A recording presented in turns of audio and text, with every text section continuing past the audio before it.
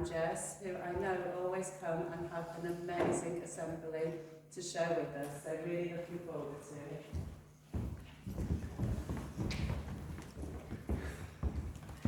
Thank you. Yes, I'm going to go this side. I'm going this side. Right. Hello, it's lovely to be back here at MFS. And look at your wonderful, wonderful bonnets. You do look excellent. I'm a bit sad I didn't bring my bunny ears. I'm very sorry. I should have joined in. Yeah.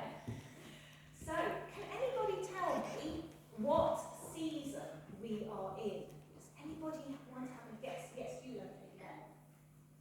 Spring, that is right, we are in spring. And what festival do we celebrate in spring? I'm going to go to this side. Yes, you're at the front there. Easter. Easter! I love Easter. I love Easter too. I do love Easter. We got something in our bag. Oh, I think we have. Ooh, do you want to take it Oh, out? what? The one right at the bottom? The one right at the bottom. Oh, it's all wrapped up. I wonder what could be in here. I wonder if any of you have ever seen one of these. Ooh. What is it? Cake. It's a cake, just in case anybody in the classrooms can't really see it. It's a cake. And what's it got on the top? Can anybody see? Yeah. It's not marshmallows, although we do like marshmallows, don't we? What do you think it is? Frosting, icing. Yeah, sometimes it's marzipan, sometimes it's icing. But what do these look like? What are they? What shape? Anybody know? Yeah? Round. They're round. Yeah, they're round. We've got balls on here. I don't think I'm going to get you to count them because I'm not sure you're going to be able to see from there. But there are 11 balls on the top of this cake. And this cake is called a simnel cake. And it's very special at Easter time. I wonder if anybody's got any guesses as to why this cake might be special at Easter time. Yeah? Oh, maybe forgotten. Any guesses? Yeah, next to you? It's the Easter Bunny's favourite cake. Or we might like simnel cake, but I don't know. Yeah? What do you think? Not sure? A carrot cake. It's not a carrot cake, but it has got fruit in it. I will tell you because it's a bit tricky. Has anybody ever heard of Jesus? Yeah? At Easter time, Christians remember a very special story about Jesus. But do you also know that he had some friends?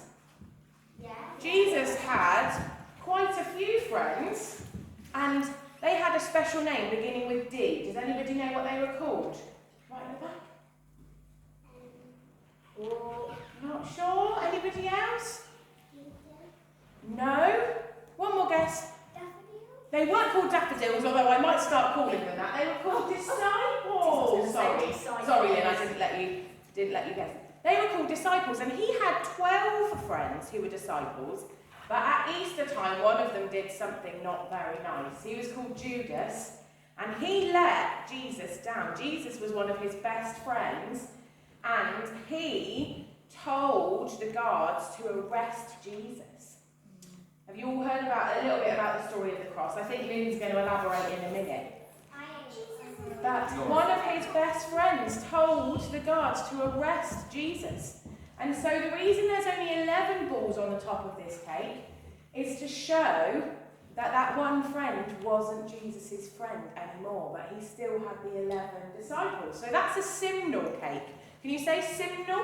Simnel cake.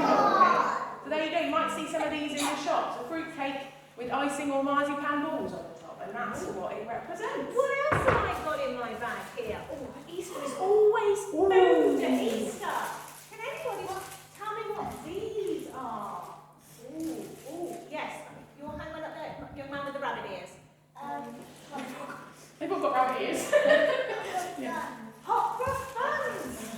Wow, so what do you think hot cross buns have got to do with Easter? Does anybody want to guess what they might have to do with Easter?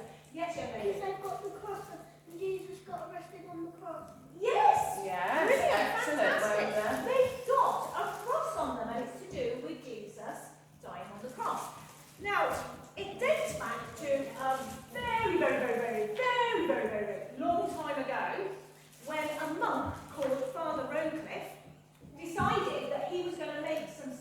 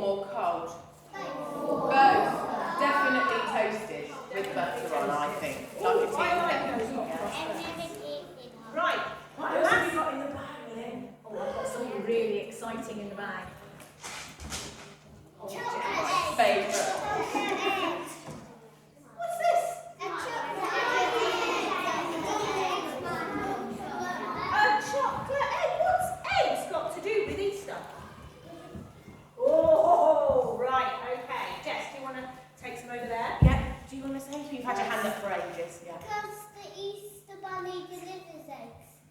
Oh, that is true. I'm hoping the Easter Bunny delivers me some Easter eggs at the But weekend it's as well. not entirely right. Any other guesses? Yes, Julia, man. You don't know, that's fine, that's fine. How about you at the back there?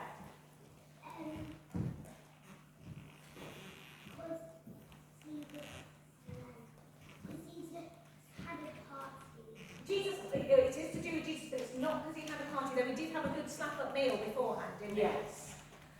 Yes, young lady. Because it's part of Easter, but why is it part of Easter? Right, anybody else? Yes, last guess over there. Because we eat it. Because we eat it. Well, we do eat it. Actually, there's a couple of reasons why eggs are associated with Easter. Actually, a lot of people think that it's to do with the tomb. Do you know when Jesus was buried? He buried in a big stone tomb, and a big stone was rolled in front of it. And then when he came back to life, that stone was gone. So a lot of people think that when you split the egg in half, it represents the opening of the tomb and Jesus coming back to life. But also, what else could eggs be to do with? Ooh, when you see an egg, where do eggs come from? Real eggs, not chocolate ones. Where do real eggs come from? Yeah, you got any idea? Chickens! Yeah, and they come out, don't they? But sometimes we eat them. Sometimes we have dippy eggs for breakfast, or boiled eggs, or scrambled eggs. But sometimes we don't eat them, and what comes out of the eggs? Chicks! Wow. Chicks, so it can also represent new life. Because the eggs that we have obviously come from chickens, but lots and lots of animals lay eggs, don't they? Or they leave some frogs sort of lay eggs, called frog spawn, and reptiles lay eggs, and and chickens, like you said, and ducks. So we've got all of these different animals, so it can represent new life as well. And we see loads of new life in the spring, don't we? I can see loads of you have got rabbits and chicks and lambs and flowers on your bonnets, and that all appears and comes to life in the spring, doesn't it? So over the years, food at Easter has become really, really popular. Now I've got a couple of fun facts for you. Did you know in 2019, 80 million Easter eggs were eaten in the UK? 80 million Easter eggs, and I did not eat all of those, Jess. That's good. I don't think I would eat 80 million Easter eggs. And over 500 million Cadbury's cream eggs, those ones with the centre which are absolutely my favourite, were consumed 500 million cream eggs. That's how popular these foods have become. Even though the traditions for these foods started many, many, many years ago, it's become so popular now that that's what we do. We just eat them all. And I love Easter because it's that new life and a chance for us to eat and eat. Yeah. And eat.